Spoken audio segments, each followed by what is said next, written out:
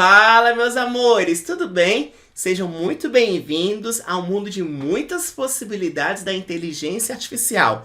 Se você não me conhece ainda, me chamo Roger Sampaio, sou cientista de dados e é uma alegria e satisfação pessoal estar aqui falando um pouquinho sobre a poderosa IA com cada um de vocês, para que vocês abram a mente e os olhos quanto a esse mundo e de repente, quem sabe, possam se interessar pela área e trabalhar. Eu te garanto que você será bem remunerado e tem muitas oportunidades no mercado. Você literalmente escolhe aonde quer trabalhar. Vamos falar de um assunto bem interessante hoje, coisas que os cientistas de dados enfrentam no dia a dia deles. Roda o VT, produção!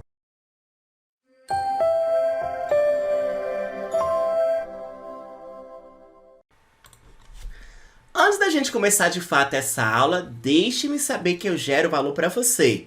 E como você pode fazer isso? Compartilhando, comentando, curtindo e principalmente se inscrevendo nesse canal, para que o YouTube entenda que esse conteúdo é realmente relevante e espalhe ele para o maior número possível de pessoas. E você também fique por dentro das novidades. Ao se inscrever no canal, você fica sabendo de tudo que está sendo lançado. O sininho do YouTube toca para você e você sabe que ali tem conteúdo novo.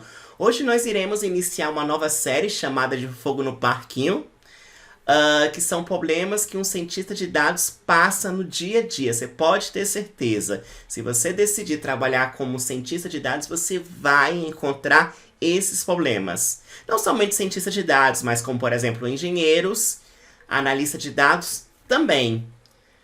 Quando a gente fala em inteligência artificial, o ápice, ou melhor dizendo, o coração da inteligência artificial é o aprendizado de máquina. Na prática, nós queremos construir modelos que sejam capazes de fazer previsões.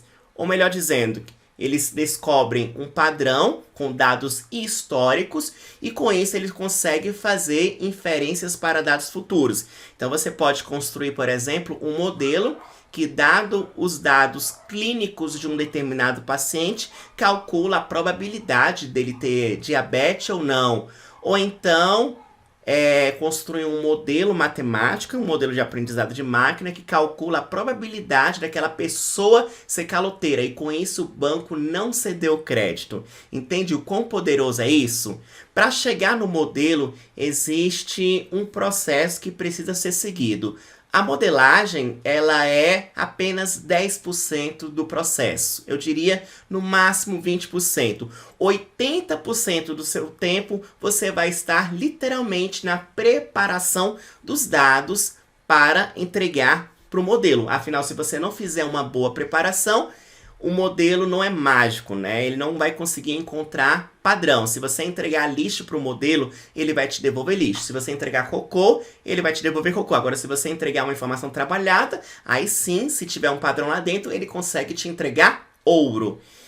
E você vai pegar bases de dados, que é a sua matéria-prima, as mais bagunçadas possíveis. No mundo real, os dados não estão organizados, certinhos, bonitinhos. Os dados estão sujos e cabe a você fazer um pré-processamento muito bem feito.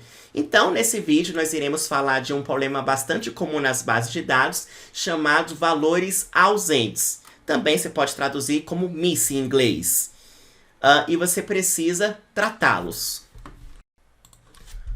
Aí a primeira pergunta que você certamente vai me fazer é: tá, mas o que é um valor ausente? Um valor missing?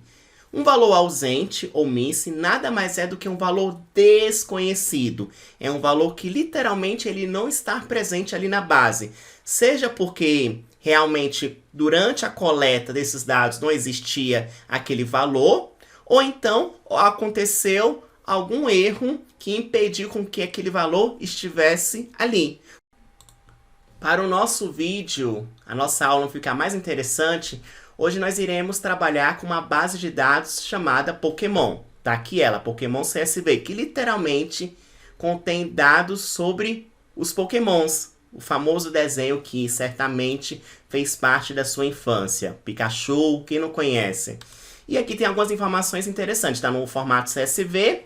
Então aqui eu tenho o nome do Pokémon, o tipo que ele é, tipo 1 e tipo 2, o total, HP, que é a saúde do Pokémon, o nível de ataque, o nível de defesa, o ataque especial, a defesa especial, a velocidade, a geração, primeira geração, segunda geração, e por aí vai, e se ele é lendário. Se a gente pega, por exemplo, esse Pokémon aqui, é Bulbasauro, o tipo 1 dele é Grama, tipo 2 Venenoso, o total aqui, a soma de todos esses aqui é 318, o nível de saúde 45, ataque 49, e por aí vai, uma série de outras informações. Ele não é um Pokémon lendário e ele é um Pokémon da primeira geração. Agora observe esse quarto registro aqui, é o Charmander, o tipo 1 dele é Fire, que é fogo, né? O tipo 2 tá aqui, tá vazio, quer dizer que não existe. Isso aqui é um valor missing. Você não sabe, beleza? Da mesma forma que aqui também, ó. Aqui é outro Pokémon. Deixa eu ver se eu consigo isso. É o Charmander, o Charmeleon, né? Também não está disponível. Squirtle, né? Aqui também não está disponível. Blastoise também não está disponível. Opa, deixa eu atualizar aqui. Isso aqui é um BO, isso precisa ser tratado, porque o modelo não trabalha com valores missing. Nessa aula nós iremos aprender a reconhecer, ou melhor dizendo, identificá-los e posteriormente tratá-los. Existem algumas técnicas que podem ser feitas e nós iremos explorar cada uma delas. Vou voltar aqui para o meu notebook, aqui eu tenho as importações dos pacotes, pandas porque eu vou ler um arquivo CSV, pacote Statistics, porque eu vou efetuar alguns cálculos estatísticos, como por exemplo, mediana, média. Vou criar um modelo de árvore de decisão, vou usar o Scikit-learn para isso. Vou fazer a validação, aliás, a divisão entre dados de treino e dados de teste, por isso que eu estou usando esse método aqui, Train Test Split. E depois eu vou avaliar o meu modelo quanto às métricas. E eu vou usar R2 Score e mean square erro, o coeficiente de determinação R2 e a média de erros ao quadrado, porque eu vou treinar um modelo de regressão, que vai prever um valor. Aqui tem uma função, daqui a pouco eu vou explicar para ela, vou explicar para que ela serve. Vamos lá. Então a primeira coisa que eu vou fazer, eu vou ler a minha base. É um arquivo CSV, que está disponível aqui, ó, dentro da pastinha bases, Pokémon.csv. Minimizar aqui. Agora eu vou visualizar quantas linhas eu estou trabalhando. Eu tenho 800 linhas. Eu vou visualizar o tipo de cada dado e o nome das colunas. Então aí eu tenho name, type 1, type 2, total. Por exemplo, name é do tipo object. Isso aqui é uma série, né? Se você observar lá, aqui é uma série e o tipo de dado da série é uma string. Tipo 1 também object. Total 2, int 64, é um valor inteiro. Ele já identifica para nós. HP também é um valor inteiro. Ataque também é um valor inteiro. Tudo é valor inteiro, né? A geração é um valor inteiro. Primeira geração, segunda, terceira. E lendário bull, quer dizer um valor booleano, verdadeiro ou falso. Eu posso visualizar alguns registros. Pokémon.head. Estou visualizando os 5 primeiros registros. Tá aqui, então eu tenho Bulbasauro, Grama, Venenoso, 318 de total, HP 45 e por aí vai. Será que existem valores missing nessa base? Nós podemos verificar isso. Existe uma funçãozinha chamada isNull. Conforme o próprio nome sugere, ela verifica se um determinado dado é nulo ou não. Eu posso aplicar ela em cima da base inteira ou em cima de um registro. Neste caso aqui, eu estou pegando a base inteira, estou verificando se é nulo ou não, e após isso eu estou contabilizando, eu estou somando todos os valores nulos. Vou reproduzir aqui, olha só. Então ele falou que para variável, para coluna name não tem valores nulos, para tipo 1 não tem valores nulos, para tipo 2, tem 386 registros nulos. Nós temos 800 registros, né? E desses, 386 estão com valores nulos na coluna tipo 2. Os demais não estão nulos. E agora, produção, que a gente pode fazer? Bem, uma abordagem é literalmente excluir as linhas no qual tipo 2 seja nulo. Uma técnica para tratar valores mistos é você excluí-los. Você pode excluir a coluna inteira que tem os valores missing, né? Você vai excluir todos. Por exemplo, se tipo 2 tem valores missing, não importa a quantidade que tem. Pode ter um ou dois, eu vou excluir ela inteira. Ou você pode excluir as linhas que tipo 2 seja nulo, né?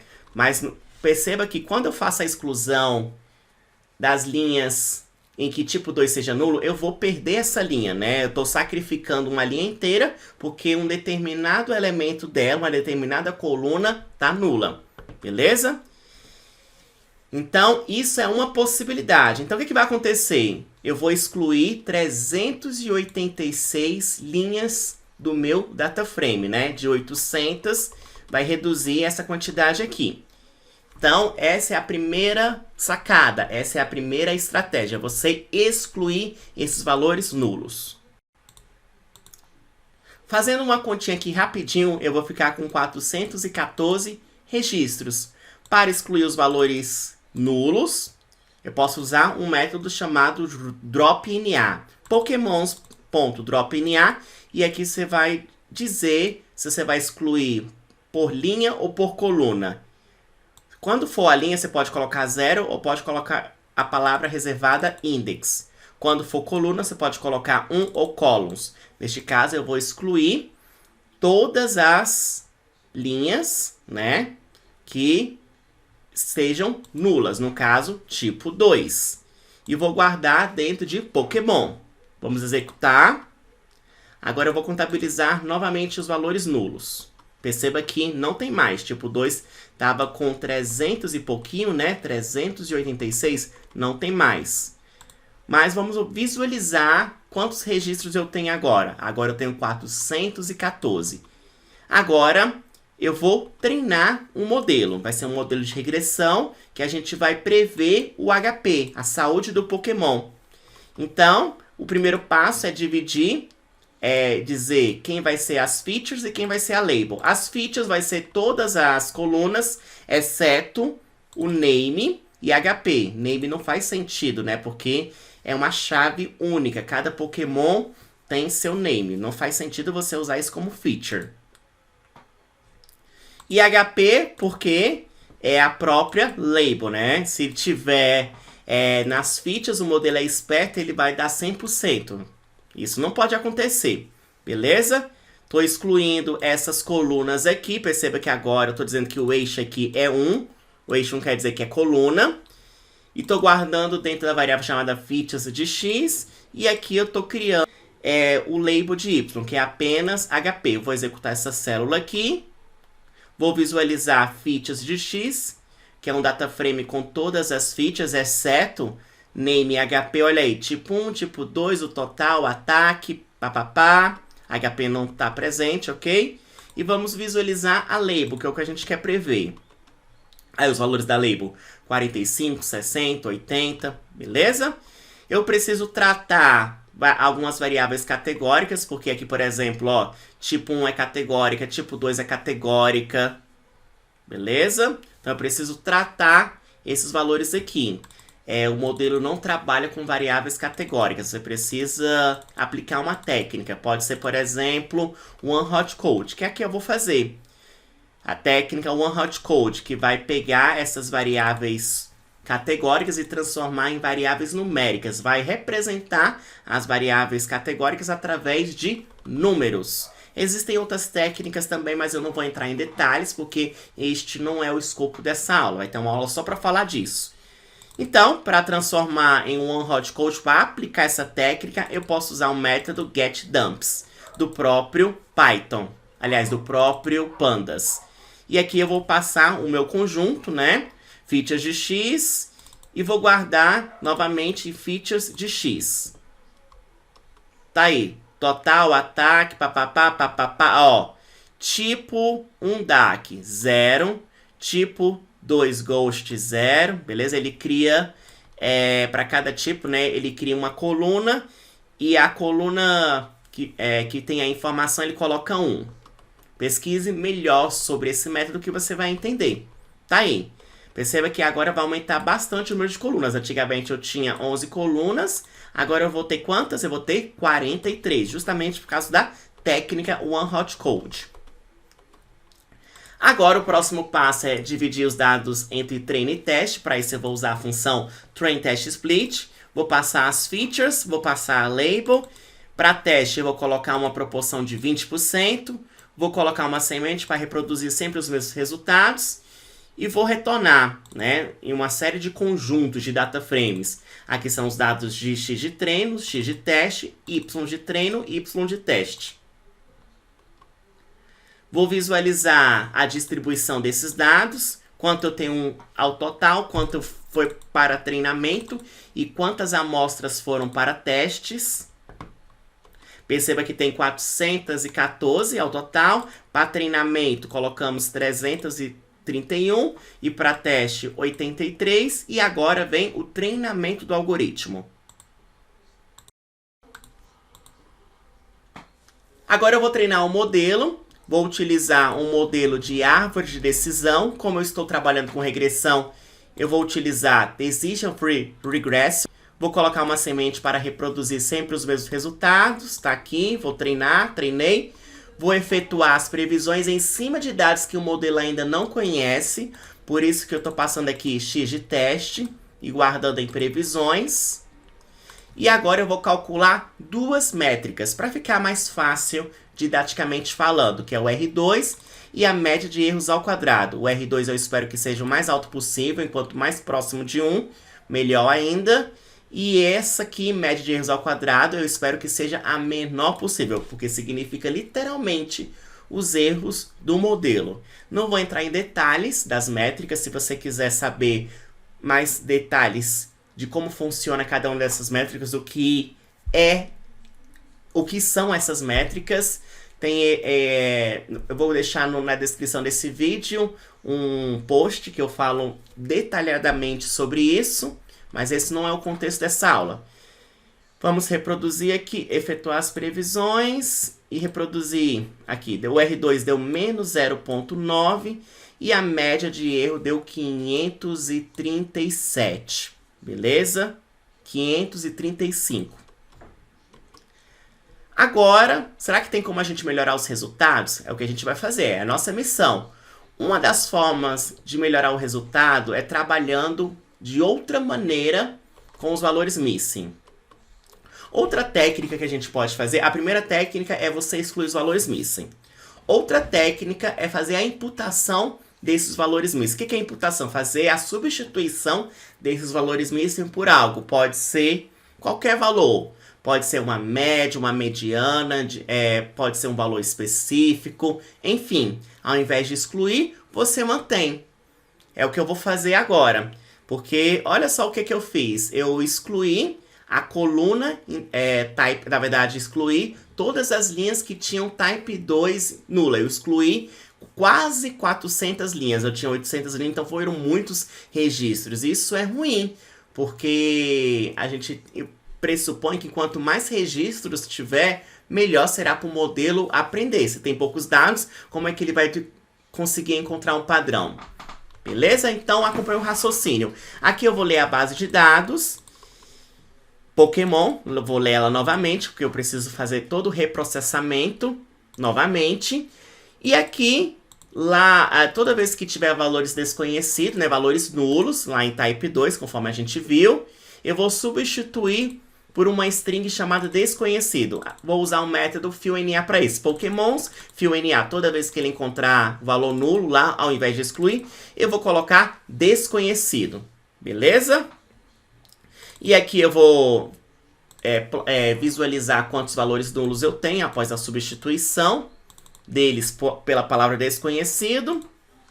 Aqui eu estou definindo as features. Eu vou manter o mesmo raciocínio anterior, tirando name e HP. A minha label é HP, não mudou nada. Eu vou fazer o processamento do dump. E depois eu vou treinar e avaliar o modelo. E eu criei essa funçãozinha aqui chamada treinar e avaliar resultados, que eu passo as features e as labels. para não ter que criar todas as células novamente. Eu deixo tudo dentro da função. Olha aí. Tem um train test split aqui. Beleza? Aí tem as contagens para do total, treinamento e teste. Tem o treinamento do algoritmo. Tem as previsões e tem a avaliação das métricas. Só chamar a função. Deixa eu descer um pouco mais. Vamos executar. Então, vamos ver como é que vai ficar a métrica, ou como é que vão estar as métricas após a gente aplicar essa técnica, né? Ao invés de remover os valores nulos, fazer a imputação deles. Nesse caso, estou substituindo pela palavra desconhecido. Será que melhora? Ó, tinha 800 registros. Aqui são os valores nulos após a imputação dos valores. Conservou. Para treinamento ficou 640. Para teste, opa, isso aqui está errado. Para teste, deixa eu voltar aqui. Aqui é teste.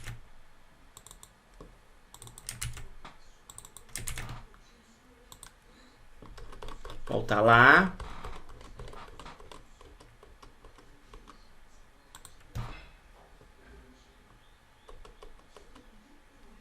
Pera aí, deixa eu conferir algo aqui.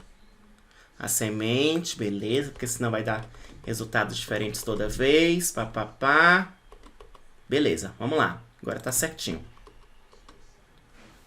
Perceba que após aplicar, né, substitui por desconhecido, não tem mais valores nisso, 800, agora 640 para treinamento, 160 registros para teste. Treinei o modelo. Olha, a métrica melhorou bastante. Ela saiu de menos 0,09, subiu para 0,50. Então, quanto mais próxima de 1, melhor, né?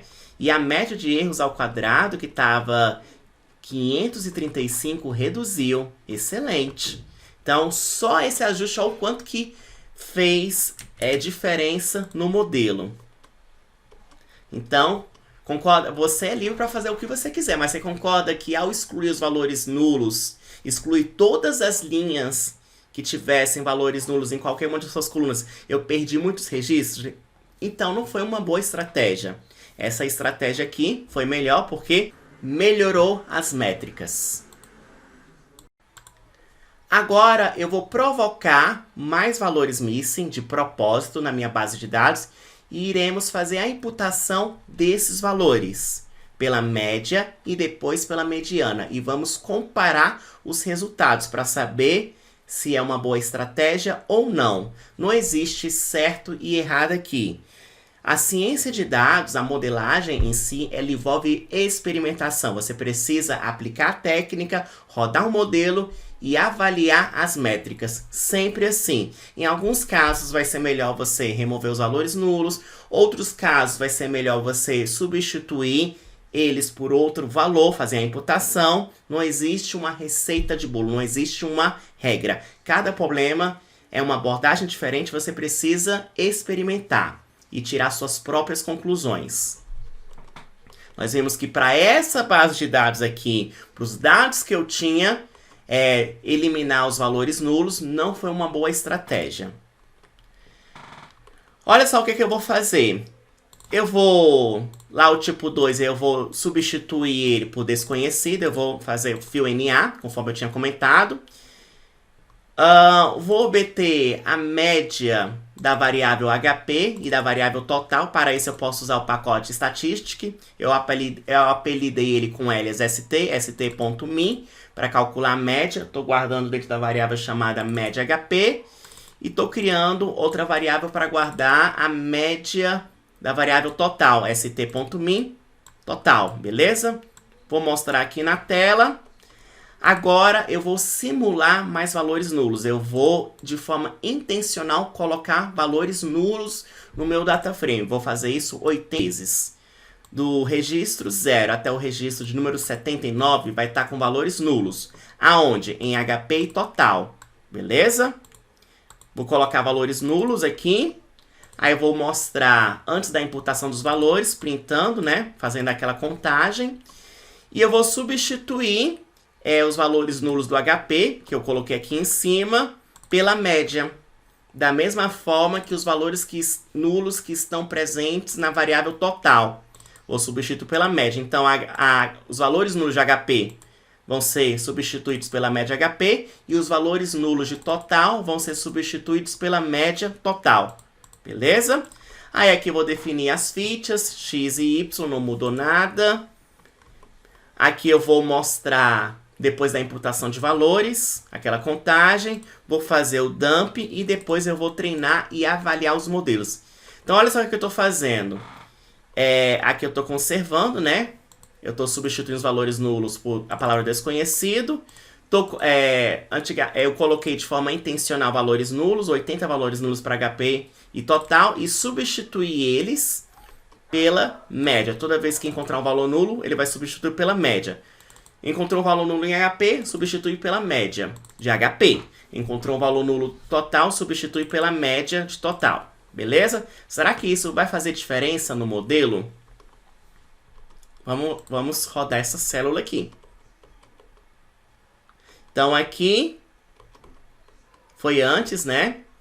Antes de eu provocar os valores nulos, aí, a média da HP 69, a média total 435. Antes da imputação de valores, aí, eu coloquei 80 valores nulos lá, para total e para HP.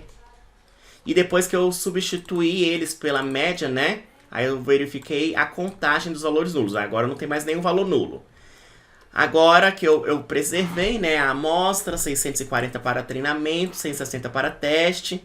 Estou fazendo com árvore, Decision Free Regressor.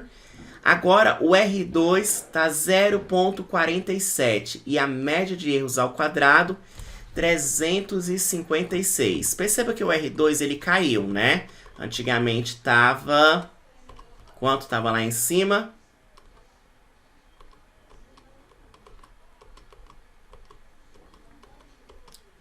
Estava 0,50, aqui ele caiu para 0,47. Caiu um pouquinho. E a média de erros estava dando quanto antes? 353,75. E agora está dando quanto? Descer um pouquinho aqui. 356. Estava dando 353, né?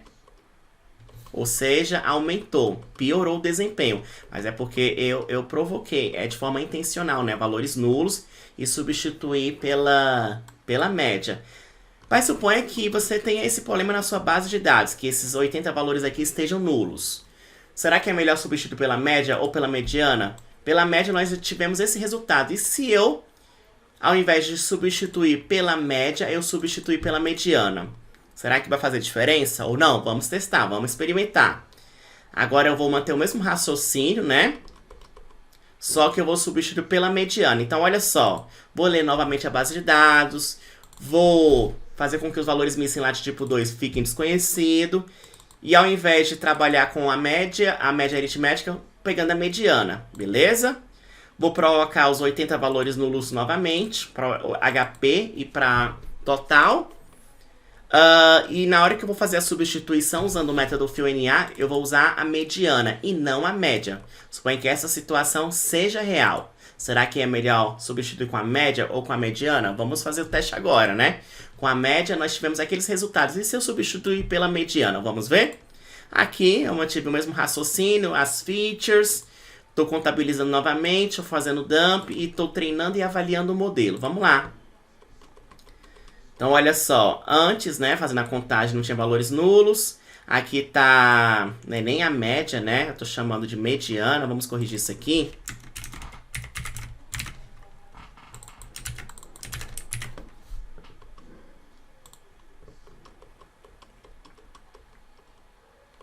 Mediana é o valor que está exatamente no meio, né? Antes da imputação, aí, 80 registros nulos. Depois da imputação vou retirar todos os nulos, ótimo. Conservou. Agora o R2 deu uma melhorada, olha só que legal. Ele foi de 0,47 para 0,49. Então, a média não foi uma boa escolha. A mediana se comportou melhor. E a média de erros estava dando 356, caiu para 347. Então, usar a mediana foi uma boa escolha. Beleza? Então, se na sua base de dados tivessem esses valores nulos aqui, né, para HP para total 80 valores nulos, entre você usar a média e a mediana, fazendo os testes e experimentação, concluímos que a mediana é melhor, porque o modelo teve um desempenho melhor quando você usa a mediana. Agora eu vou fazer mais um teste. Ao invés de fazer a imputação dos dados, eu simplesmente vou remover as variáveis as colunas que tenham valores nulos. Então eu vou tirar a coluna inteira. Por exemplo, se a coluna type 2 tem valores nulos, eu não vou usar ela como feature. Será que é uma boa abordagem ou não? Vamos ver isso na prática. Então aqui eu estou lendo a base de dados, estou verificando os valores nulos, contando. Vou excluir type 2. Não vou usar ela, já que tem valores nulos, eu não vou usar aquela coluna. O resto permanece igual. Né? Vou contabilizar após a remoção dessa coluna, vou fazer o dump, vou treinar e avaliar os resultados. Se eu excluir essa coluna inteira somente porque tem alguns valores missos, olha o que vai acontecer. O R2 caiu para 0,43. Ele saiu de 0,49, né, esse que estava dando, para 0,43. Não foi uma boa abordagem. 347, média de erros, agora está dando quanto? 404, aumentou bastante. Então, é interessante você usar sim essa coluna. Concluímos que o modelo usa essa coluna. Ela tem uma importância para o modelo aprender os dados. Tá aí. Basicamente, você tem essas duas técnicas, né? Remover os valores missing ou então fazer a imputação deles. E quando eu falo em remoção de valores missing, pode ser a coluna inteira, pode ser apenas as linhas que tenham valores missing. E quando eu falo de imputação, é você substituir eles por outro valor, que nesse caso nós exploramos algumas abordagens como média e mediana. Não existe receita de bolo aqui, cada problema envolve uma abordagem diferente, cabe a você fazer experimentação e teste. É isso, meus amores. Um beijo no coração, espero que você tenha gostado e até mais.